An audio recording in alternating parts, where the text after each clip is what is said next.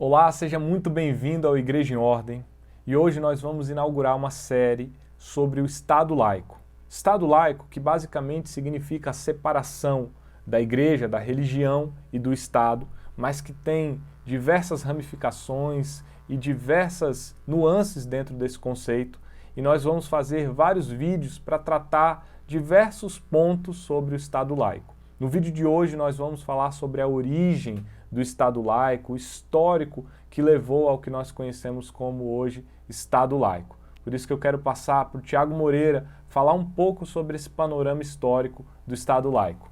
Oi, bom dia, boa tarde, boa noite a todos que estão assistindo esse vídeo. Eu acho que é importante a gente começar, quando fala de Estado laico, entender o processo de formação do Estado laico, entender como que era os estados antes de existir o Estado laico. Então, é importante a gente começar falando que quando a gente fala de Estado laico, a gente está falando da relação entre o Estado e a religião, né, entre a organização do poder político e o seu vínculo com o poder metafísico, com a crença, né, das pessoas.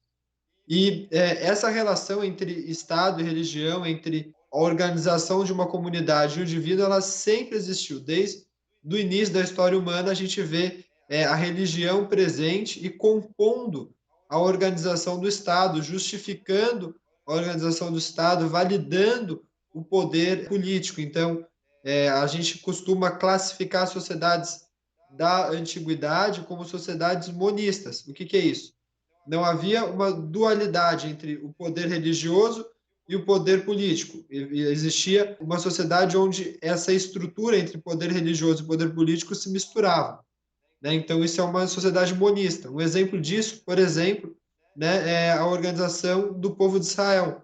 O povo de Israel, a gente vê que Moisés ele é um líder levantado por Deus para trazer uma legislação civil, né? Ele organiza os 10 mandamentos, aquilo que iria ser as regras de conduta daquela sociedade, mas ao mesmo tempo todas essas regras de conduta elas estão validadas pela religião, pela crença no Deus, né, de Abraão, de Isaac, de Israel. Então, existia um entremeamento, né, a religião e o poder político estavam juntos, unidos. Né? A mesma coisa no Egito. O Egito, a gente vê que Faraó ele era considerado uma divindade, né? Então, o seu poder vinha dele ser um deus na terra. Né?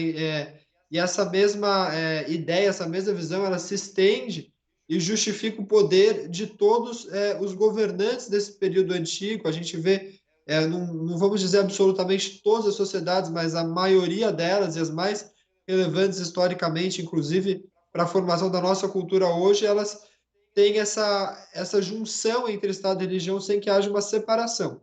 Né? Isso era o Estado monista. A gente vê isso no Império Romano, quando César ele era também considerado um deus, né? Todos os imperadores ali, a gente vê as próprias autoridades romanas, eles eram considerados pessoas constituídas de um poder sobrenatural além do cidadão comum. Essa ideia ela foi questionada por alguns filósofos, foi questionada ao decorrer da história, mas a frase, né, o ponto mais marcante que se pode dizer que é a origem dessa divisão de pensamento mais forte foi quando Jesus Cristo ele é perguntado pelos fariseus da época se era lícito pagar tributos a Roma.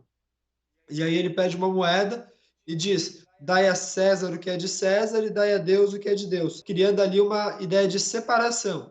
De um lado existem as coisas de César, o poder secular, o poder político, e do outro lado existem as coisas de Deus. De um lado o físico, o material, e do outro lado o metafísico, o intangível. Né? Essa ideia, apesar de embrionária ali, ainda não deu origem à laicidade como a gente vê ainda mais de um milênio de história passando, até que todas as formações de Estado elas se justificavam na religião, né? A gente vê guerras por causa disso, a gente vê divisões importantes, a formação dos Estados baseados na identidade religiosa também, né? Os seis tendo seu poder legitimado como pessoas ungidas por Deus.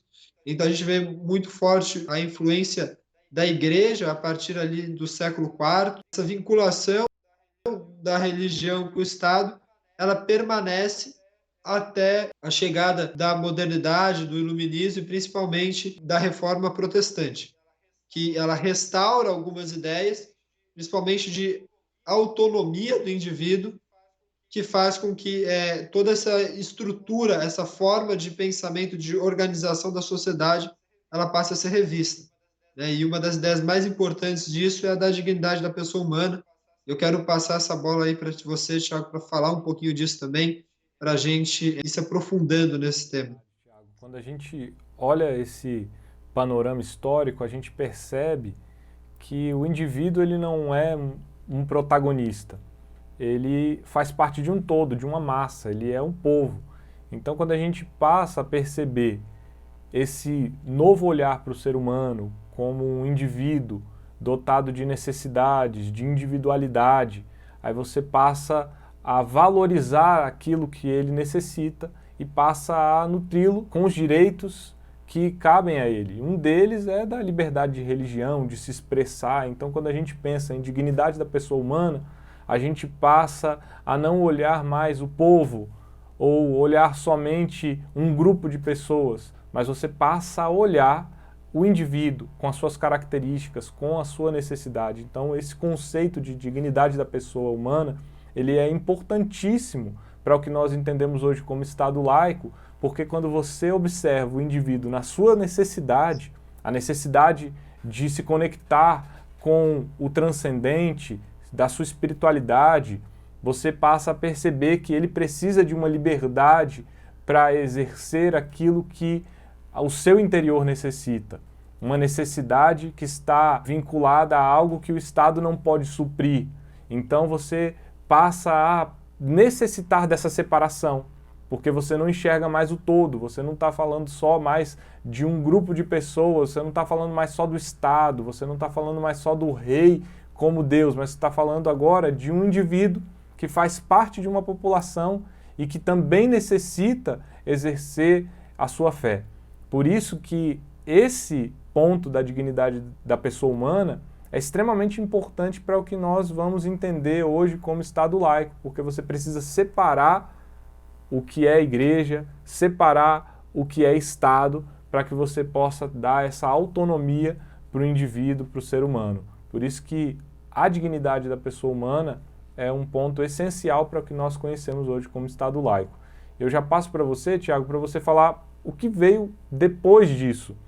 Essas ideias trouxeram luz, né, a uma nova perspectiva dessa necessidade humana, mas como que o Estado laico se consolidou com esse conceito que nós conhecemos hoje? É muito importante a gente entender esse tempo histórico para a gente poder falar disso, né? Então, a gente vai focar um pouco na história do Ocidente, por causa que é da onde a gente tira esse conceito de Estado laico mais pujante, também porque é aquilo que influencia, né, mais diretamente a nossa sociedade brasileira, que é oriunda dessas ideias ocidentais. Então, dentro disso, tinha um cenário medieval onde a Igreja Católica ela fazia parte do poder político, então a religião estava misturada, e começa a haver movimentos de tentar limitar tanto os poderes absolutistas, os poderes dos reis, né, da nobreza, quanto também de se repensar a sociedade e valorizar o indivíduo, como você falou. Então, isso começa tanto na Inglaterra com aquilo que a gente chama de Revolução Gloriosa, que é quando o rei João ele é forçado a assinar um documento, né, a Carta Magna ali, para limitar os seus poderes. Ali a gente começa um processo de modernização da sociedade inglesa, ao mesmo tempo que isso também é refletido em outros países europeus a partir da ideia do protestantismo e da Revolução Francesa. E por que é importante a gente partir desses pontos? Bom, primeiro porque Lutero, quando ele começa a reforma, ele fala o seguinte, que ninguém deve explicar a Bíblia para outra pessoa e essa pessoa se basear no entendimento da Bíblia de outro, mas que cada indivíduo é livre para ler a Bíblia e interpretar da maneira como o texto está sendo compreendido por ela. Então, isso traz de volta o valor do indivíduo e não do grupo, né? No caso da religião oficial ou do Estado, e essa valorização do indivíduo faz com que essa ideia de que a religião individual, o foro íntimo da pessoa, ele deve ser respeitado, faz com que comece a surgir a necessidade de que o Estado ele se adeque a esses novos desejos populares, esses novos anseios populares de cada um ter a sua liberdade de crença, a sua liberdade de credo, a sua liberdade de se definir com a sua espiritualidade individual. Então, dessa necessidade de adequação, começou a surgir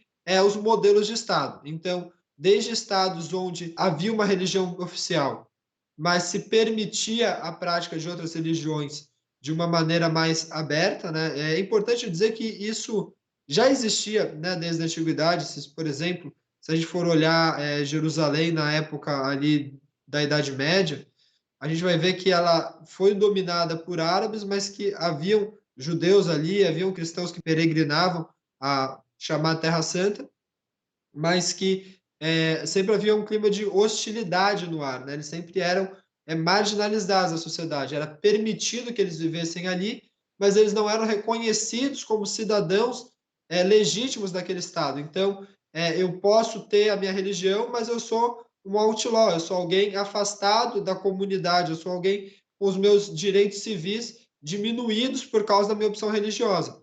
E essa ideia moderna vem trazer que a pessoa, mesmo não pertencendo à religião oficial do Estado, ela permaneça com seus direitos civis. Por quê? Porque agora o Estado e a religião já são coisas que começam a se distanciar, a se separar. E é dessa necessidade de permitir a liberdade de crença que começa a nascer, então, as ideias de laicidade. E a partir daí a gente começa a desenvolver alguns modelos de Estado baseados em ideias de laicidade diferentes, né? E de matrizes de pensamento diferentes. Então, a gente vai ver principalmente a formação do Estado inglês e a formação do Estado francês, duas ideias de pensamento completamente diferentes. Enquanto o inglês ele é reformista no sentido de ir se adaptando aos poucos e construindo uma sociedade, a ideia francesa ela é revolucionária, destrói o que existia antes, vamos colocar novas bases e começar tudo de novo. Então, essas duas bases elas vão dialogando e se contrapondo, né, com o decorrer da história. A gente tem uma história recente, né? São um pouco menos de 300 anos da Revolução Francesa, então a gente ainda não está consolidado o modelo de Estado, porque essas ideias ainda estão sendo debatidas e a gente está conversando sobre isso hoje aqui, inclusive porque a gente está em evolução desses conceitos, né? Então, a partir dessa separação entre Estado e Igreja, que vem das ideias iluministas, da Reforma Protestante, da valorização do indivíduo, a gente começa a desenvolver tipos de estados para se adequar a essa ânsia individual do direito civil individual de se ter uma liberdade de crença, de se ter uma liberdade de credo. Esses tipos de estado que se desenvolve a partir dessa ideia é o que é o objeto do nosso próximo vídeo. Bom, esse foi então o nosso vídeo. No próximo vídeo nós vamos falar sobre os modelos de Estado laico e nós esperamos você aqui no nosso canal do YouTube. Nos acompanhe também nas nossas redes sociais. Que Deus abençoe a sua vida e que a Igreja brasileira esteja sempre em ordem.